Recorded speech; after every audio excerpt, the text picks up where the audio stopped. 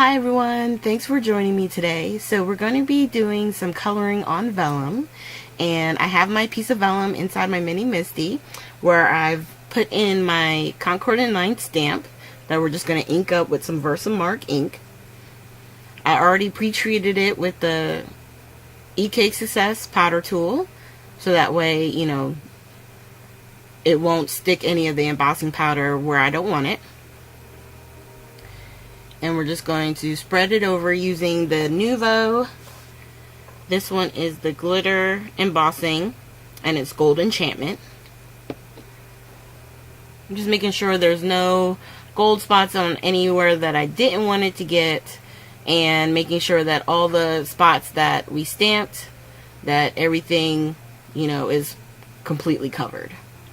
So we're just going to funnel that back in. Anything that fell out, I'm just going to brush away. And a lot of times with the vellum, while my heat tool is heating up, I heat from the bottom, so that way it helps to minimize as much of the warping as I can. And I know on camera it's really hard because, you know, it's extra shiny, but in real life, just kind of tilt it to the side and you'll be able to see the areas where you might have missed the embossing. So we're going to color using some Spectrum Noirs. And whenever you color on vellum, you always color on the back, okay? And the reason why you do that is because, well, one, I don't want the embossing powder to mess up my marker.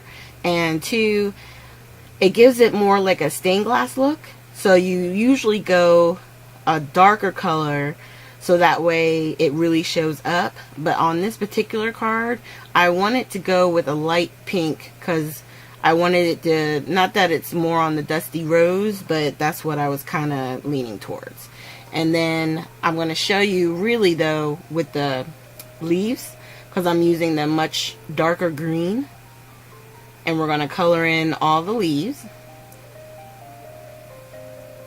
And it's good to take your time because you don't want to go outside the line, because remember, anything you do on the back, you'll be able to see it through the front. So even though I've spread up, you know, the video here so that you guys aren't sitting here all day while I color these in, I did take my time. I went slow to make sure that I didn't go outside the line.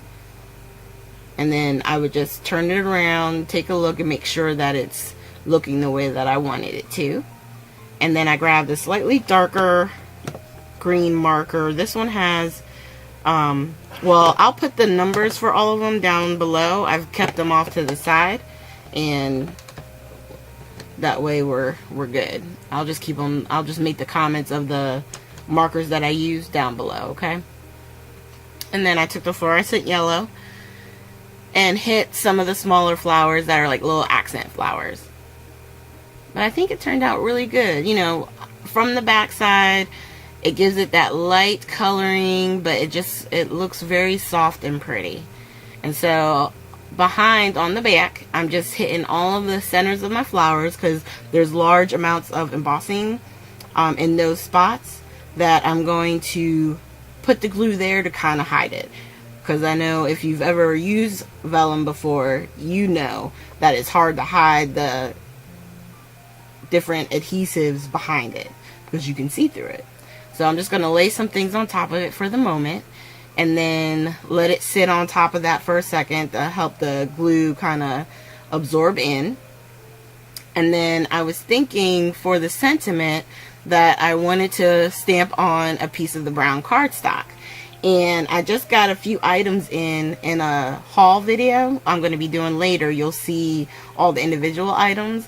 But I was thinking about using some Gilded Flakes for the center, the sentiment. So I'm just grabbing a Happy Birthday. I think this was from my cupcake stamp set from Altenew. And it would have worked, but the problem is it's more of an outline stamp.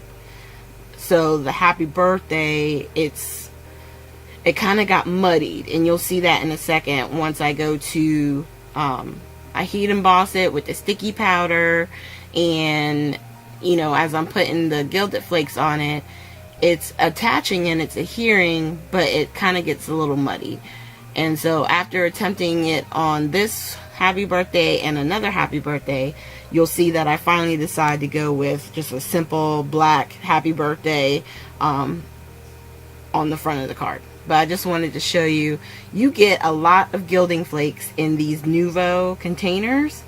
It's really quite amazing how much is in there. So it'll take a long time to get through this container. And then I just took my little brush and I'm hitting at it, trying to get rid of all the extra flakes that were on the actual sentiment itself. And really looking at it in the video now as I do the voiceover, I'm not mad at it. It didn't stand out enough for me. I felt like I was trying to show you, it's hard with the shine of the sentiment, but you can see like your eyes fill in that is obviously saying happy birthday, but I just wanted something that was a little bit crisper. And I was thinking in the middle, and then I just decided, you know what, I'm going to put it at the bottom right. So we're just going to attach some ADG tape at the bottom there, and then attach it right to the front. And that is it. The card is done. And all you needed was some vellum and some alcohol markers. I was going to do like a real flower on the front, but I like it better with just the focus being the stamped image with the coloring from behind.